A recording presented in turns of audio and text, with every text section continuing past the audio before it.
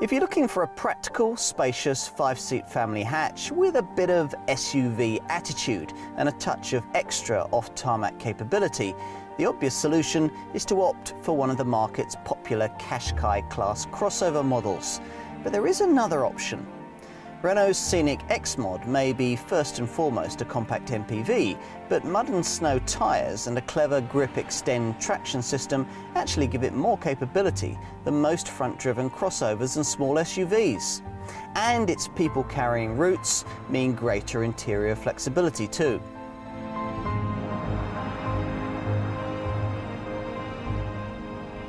I'm going to start by talking crossovers. You know, those SUV-style Qashqai class family hatchbacks on steroids that so many people seem to want these days. This Renault Scenic XMOD isn't officially one of those, but it would clearly like to be. Renault, of course, knows plenty about crossovers and already sells one purpose-designed such car, the Clio-based Captur. But back in 2013, when the time came to update the brand's Mark III model Scenic MPV for the third time, it still didn't have a proper family-sized crossover car on its books to take on market leaders like Nissan's Qashqai and Peugeot's 3008. The answer was twofold: develop a new one from scratch and offer the market something of a stopgap in the meantime, which is where this Scenic XMOD comes in. Yes, it's really a people carrier in a pair of hiking boots. No, that's not necessarily a bad thing. True, it doesn't have four-wheel drive, but then most crossovers don't offer that either. And most won't give you the grippier tyres, slightly raised ride height and clever enhanced traction system this XMOD does have, along with levels of space, practicality and seating flexibility that most comparably priced crossover models can only dream about.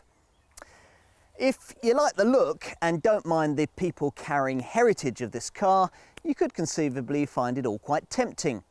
It's certainly a recipe that Renault has had plenty of time to perfect. The brand has, after all, been offering us adventurous scenic variants like this one since the turn of the century. So, should family folk give this car a second glance? Let's find out.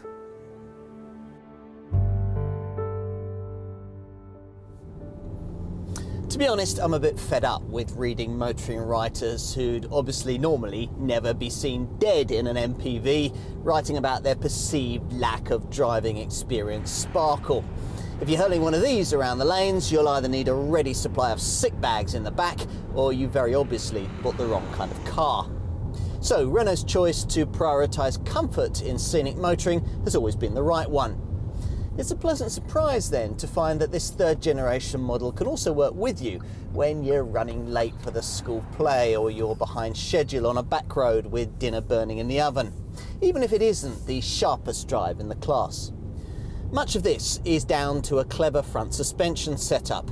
Now, I won't trouble you with the technicalities, but the end result is a car that rolls less than you'd expect from a people carrier and turns into corners with reassuring sharpness so that you can capitalise on the surprisingly good grip.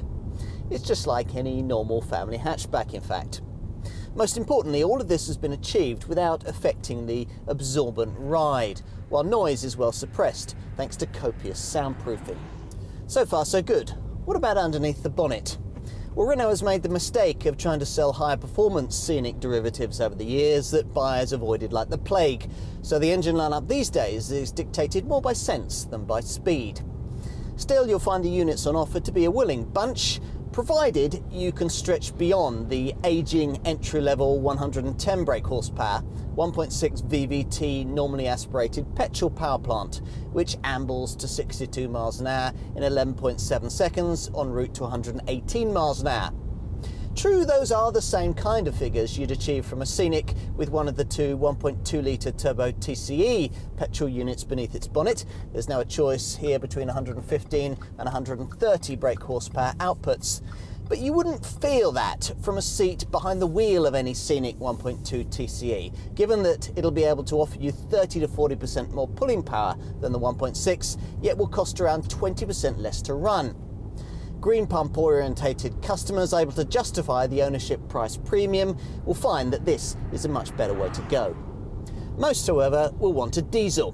The best all-round choice being the 110 brake horsepower 1.5 litre DCI I'm driving here, which makes 62 miles an hour from rest in 12.5 seconds on the way to 112 miles an hour, provided you don't opt for the sprint-sapping EDC automatic gearbox.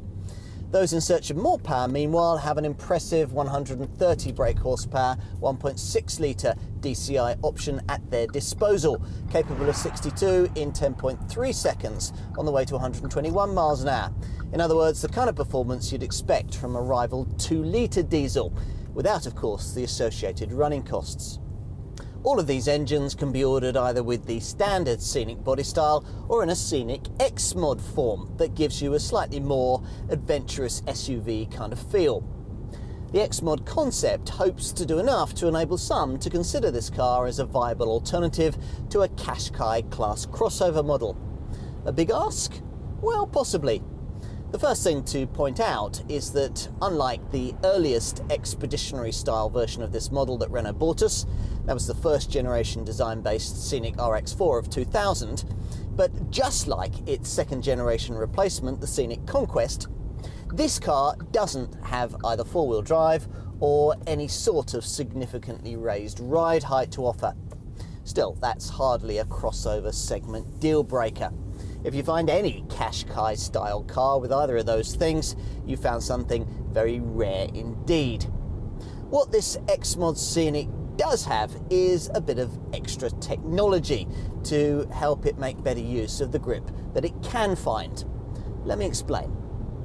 Renault reckons that on loose surfaces or in poor driving conditions, a decent set of tyres and optimised traction electronics provide most of what any car of this kind might really need to give its driver a bit of extra peace of mind.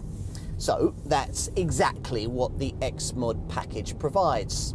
Namely, a set of Continental mud and snow tyres and Grip Extend, a traction control system that, via this dashboard mounted dial, enables you to switch from normal road mode into a loose ground setting that judiciously juggles the engine's brake and torque delivery at speeds of under 25 miles an hour to help with things like towing and or to power you through circumstances you'd probably prefer not to have been in the first place.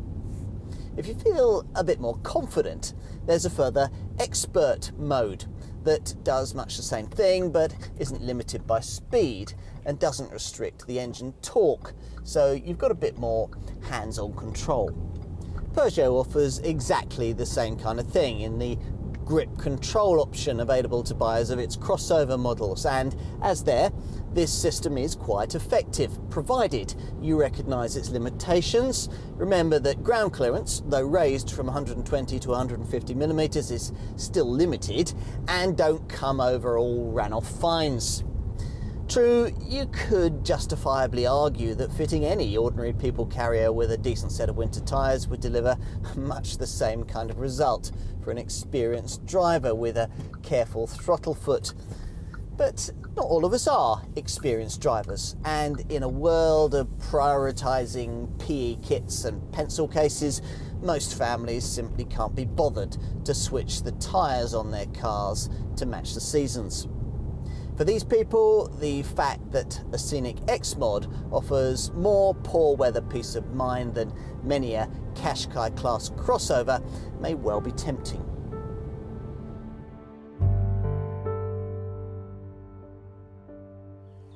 Go for the XMOD model that I have here and you get chunkier bumpers with silver skid plate style inserts, front and rear, special wheels, sill guards and chrome finish roof bars. Whichever variant's right for you though will come with what Renault calls its flame effect line, a crease that starts beneath the headlights then sweeps rearwards, further emphasising the plunging roofline. At the back, this Scenic has a style that's a little different from its seven-seater Grand Scenic stablemate, the restyled two-part boomerang-shaped rear light clusters that surround the steeply raked rear screen, turning inward towards the boot rather than sweeping forward. As before, this 5-seat Scenic model is only 216mm shorter than its 7-seater Grand Scenic stablemate, which bodes well for the room on offer inside. And so it proves at the wheel. The large, wide windscreen makes the cabin feel spacious and airy, even more so if you've opted for the huge panoramic glass sunroof. Plus, the driving position offers loads of adjustment, with a seat that can be jacked up so high that even the shortest driver gets a commanding view. The soft-touch sweeping dashboard design shows just how far Renault has come in recent times in its pursuit of perceived quality, and there are some very classy touches, like the full-colour TFT display that you can tweak to your own colour choice and displays analog and digital. You can also specify a useful extra mirror to more easily watch what your children are doing behind. Now, to keep them all quiet, there are 3 12-volt power sockets around the interior so that games consoles and MP3 players can be topped up. Probably the key interior change with this revised model is the addition of this optional R-Link multimedia system with its 7-inch colour touchscreen and upgraded TomTom sat-nav setup. Now, you'll need to pay an ongoing live services subscription to fully use everything that R-Link has to offer. But once you have, through the touchscreen, you'll be able to access the Renault R-Link store for viewing or downloading specialist apps for everything from tweeting to games. With the right app added, you can also search yellow pages, check your emails, use a text-to-speak function, and even check out the local weather. Move into the second row and you'll start to appreciate the main benefit of buying a 5-seat MPV rather than the Qashqai class crossover model you could have had for the same sort of money. That kind of car will give you the same sort of basic rear bench you get on any Focus-style family hatchback, perching the unfortunate middle rear passenger on some hard and narrow piece of bulging foam with legs astride a central transmission tunnel. In contrast, here you get a far more flexible arrangement with 3 individual seats that separately recline and slide backwards and forwards so that either legroom or rear luggage space can be prioritised. They fold too, of course, which means that if you're only carrying a couple of rear passengers, the middle chair can function as a table for the 2 outer folk. And talking of tables, there's the option of aircraft-style fold-out ones built into front seat backs with optional storage pockets. Want it to feel all a little more airy? Of course, there's a huge optional panoramic glass roof. Want more privacy? No problem.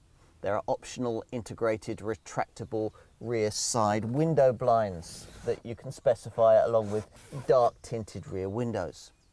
You further appreciate the flexibility of these rear seats when it comes to the question of luggage space. Now, there's 437 litres with them pushed right back, as here, but you can increase that incrementally by individually pushing the chairs forward and freeing up as much as 555 litres while still being able to carry 5 people. Or of course, if the seats aren't needed, you can simply individually fold them, tumble them forward, or remove them completely. In tumble forward mode, you free up 1,837 litres of total fresh air, a figure just 317 litres less than you'd get with the same configuration selected in the 7-seat Grand Scenic model. In context, that's 317 litres more than you'd get in a rival Volkswagen Golf SV, and only just short of what's on offer in the class-leading Citroën C4 Picasso. Need more? Then, if you've specified the optional fold-flat front passenger seat, then pushing it forward will free up space for really long items like surfboards or mountain bikes. But if it still isn't enough to take the load you have in mind, as I said earlier, you can simply take all the seats out completely. Though even if you've got somewhere to put the things, the whole procedure is so complicated and awkward that you'll be finding excuses not to do it. Rivals with seat systems folding flat into the floor do it better. But then the seats tumble forward. 1,837 litres of total capacity is about as much as most families will ever need. And the Scenic builds on this with a further 86 litres of interior storage oddment space. Let me show you. Underfloor compartments, under-seat drawers, a huge chilled illuminated glove box, centre console cubbies, door pockets and trays on the seat backs should help to keep the family's paraphernalia in check. I also like the option that you have of a sliding centre storage unit between the front seats that slides forward so it doesn't get in the way if you push the middle rear seat right forward, as you might do to keep a better eye on a child in a booster seat.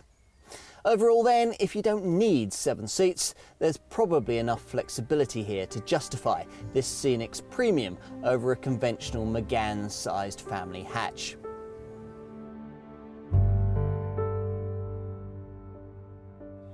List prices suggest that you'll be paying somewhere in a bracket that starts at just over £18,000 and culminates just under £23,000 for most mainstream Scenic models. Go for an XMOD trimmed variant and, gratifyingly, despite the extra features you get here, the body kit, the roof rails and the grip extend system, there's no price premium over the standard version. In fact, because the XMOD variant, unlike an ordinary Scenic, can be ordered in a lower spec Expression Plus guise, it actually starts from a slightly more affordable price point. You only get the option to buy in at that Expression Plus level if you're looking at an XMOD model with the base petrol and diesel engines. Otherwise, all Scenics get the same high, sat-nav inclusive, dynamic TomTom spec across the range. Use that trim level as a benchmark if, out of curiosity, you find yourself wondering just how much more it would cost to own a Scenic over Renault's more conventional family option for this sort of car, their Megane Sport Tourer estate. Now the answer is that with the same engine as a comparable Scenic and the same spec, the less practically flexible station wagon Megane would cost you somewhere between £600 and £1,000 less. The trim level issue is an important thing to note. Because Renault insists on offering nearly all versions of this car with one fully packed dynamic TomTom kit list ready included, it can look pricey against its closest 2 direct rivals, Citroën's avant-garde C4 Picasso and Ford's more conventional C-Max. But if you match the models that you have in mind spec for spec, which will mean ordering either the Citroën or the Ford with more expensive trim, then you'll find that there's only a few £100s in it. This Scenic's other 2 most direct rivals come from the Volkswagen Group. Seat's Altea is a budget-minded possibility that will save you a couple of £1,000. If you're looking at a diesel engine, it only comes in TDI form, but it's a very old design that's significantly smaller. A better match, bigger and much more modern, is Volkswagen's Golf SV, but it's still smaller inside than this Renault and will cost you £1,500 to £2,000 more when adjusted for spec. So let's assume that you've looked at the opposition in the 5-seat compact MPV sector, done your homework, got the right deal and decided that a Scenic is indeed just what you want. What can you expect to get for your money? Well, whichever engine you choose, 1.6 VVT petrol, 1.2 TCE petrol, this 1.5 DCI diesel or a 1.6 DCI diesel, you should find your car to be very well equipped, with many features you'd normally expect to have to pay extra for. But let's start with the stuff you'd expect for this kind of money. Things like 16-inch alloy wheels, LED daytime running lights, front fog lamps, a Thatcham Category 1 alarm, Bluetooth compatibility for your mobile phone, cruise control, a decent quality MP3 stereo controllable from the leather trimmed steering wheel, and hill start assist to stop you from drifting backwards on uphill junctions. That's in addition to practical touches like USB connectivity, front and rear underfloor storage, and useful drawers beneath the front seats. All this is included on the entry-level Expression Plus XMOD models. With the dynamic TomTom trim that's standard across the rest of the range, you also get, as the name suggests, a Carmanat TomTom sat-nav system, plus auto headlamps and wipers, dual zone climate control, and the sliding centre storage box. There are also a few nice practical touches. A fold flat front passenger seat, lumbar adjustment for the driver's seat, seat back tables, and front seat bag storage pockets. If you've ended up with a base Expression Plus Scenic XMOD model though, these 4 elements can be added on as part of a very affordable extra cost comfort pack. You'll also find them included, if necessary, if your dealer persuades you to pay £1,500 extra for the tempting Bose Plus pack. Again, as the name suggests, this includes an upgraded Bose sound system, this one boasting 9 speakers and a digital amplifier.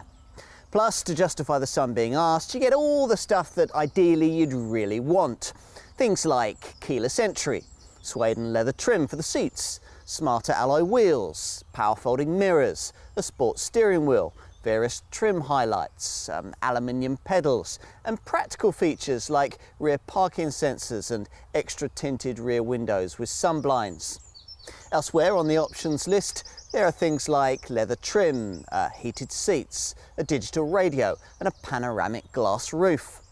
I'd also want to allow a bit extra for the R-Link multimedia system with its upgraded sat-nav, eco-driving menu, and various useful downloadable apps. Safety-wise, there are Isofix child seat fastenings and all the usual twin front, side and curtain airbags. To avoid these ever being needed, there's a full suite of electronic acronyms to aid you too. ESC stability control and ABS with brake assist and brake force distribution, plus ASR traction control and CVC understeer control to help you through the bends. If you don't mind spending a little extra, the Safety Tech Pack includes rear parking sensors, an electrochrome rear view mirror, and most notably, Renault's clever Visio system, which includes a lane departure warning setup that'll stop dozy drivers from veering out of their lanes on the highway. And headlamps that'll automatically dip themselves in the face of oncoming traffic at night.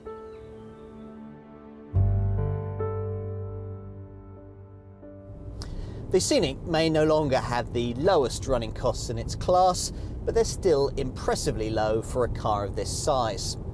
The 1.5 litre DCI 110 diesel variant many will want, the one I'm trying here, manages 68.9 miles to the gallon on the combined cycle and 105 grams per kilometre of CO2, which slightly edges out a directly comparable Citroën C4 Picasso 1.6 HDI 90 and is far better than a Ford C-Max 1.6 TDCi can manage. The 1.6 litre DCI 130 Scenic variant is nearly as frugal, delivering 64.2 miles to the gallon and 114 grams per kilometre of CO2. Lower mileage customers will also want to consider saving the upfront diesel price premium and going for one of the 1.2 litre TCE petrol variants. With 115 brake horsepower, you can expect 47.9 miles to the gallon and 135 grams per kilometre, figures that deteriorate only marginally to 45.6 miles to the gallon and 140 grams per kilometre if you choose the 130 brake horsepower option.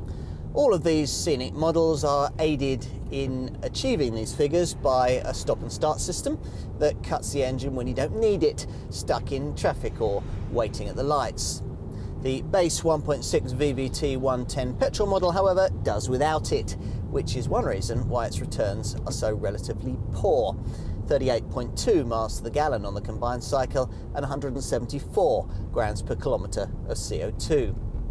More surprisingly, the EDC automatic version of the 1.5 litre DCI diesel doesn't have it either, which is why its returns are so much worse than those of the manual model. We're talking 60.1 miles to the gallon and 124 grams per kilometre of CO2. You can also maximise your returns in this Scenic if you've ordered a version fitted with the R-Link multimedia system, and within that select and keep an eye on the setup's useful eco-driving menu. What else? Insurance groupings? Well, for the petrol 1.2 it's between 18 and 20, for the petrol 1.6 and the diesel 1.5 it's group 19, and for the diesel 1.6 it's group 23. Servicing is affordable and residuals no worse than you'd find from other mainstream rivals. Oh, and most buyers will want to consider the Renault 4 Plus programme, which provides retail customers with a comprehensive 4-year or 100,000 mile warranty, free routine servicing for 4 years or 48,000 miles, includes 4 years of roadside assistance cover, and offers up to 4 years of lease or PCP finance subject to status.